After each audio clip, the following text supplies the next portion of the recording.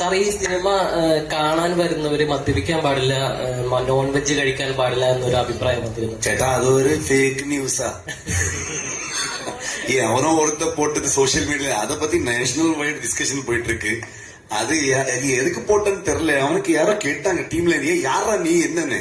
அவன் ஒரு தனியா காந்தார பருவன்னு ஒரு பேஜ் போட்டு அதுல ஒரு டிசைன், என்ன காந்தார டிசைன் போட்டு வச்சிருக்கேன் வந்து. அதுல இப்படி எப்படின்னு சொல்லிட்டு இருக்கான் வந்து. அது எங்களுக்கு சம்மந்தமே இல்ல. இது நாங்க அதுக்கப்புறம் யாரு இவன் என்ன பண்றான்னு அது வச்சுக்கிட்டு நிறைய பேர் மீட்டர் ஓட்டிட்டு இருக்காங்க எங்க சோசியல் மீடியால. அது சும்மா ஃபேக் நியூஸ். இருக்கு அப்படி யார் சொல்லுவாங்க?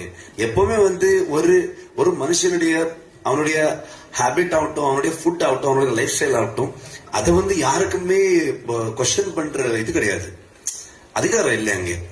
Everybody has their own choices. நாங்க யார் அதை கொஸ்டின் பண்றது? நீ இப்படி பண்ணதான் அப்படின்னு யாரு? நாங்க படத்துல எல்லா எலிமெண்ட்ஸும் காமிக்கிறோம். ஒரு கடவுளை பத்தி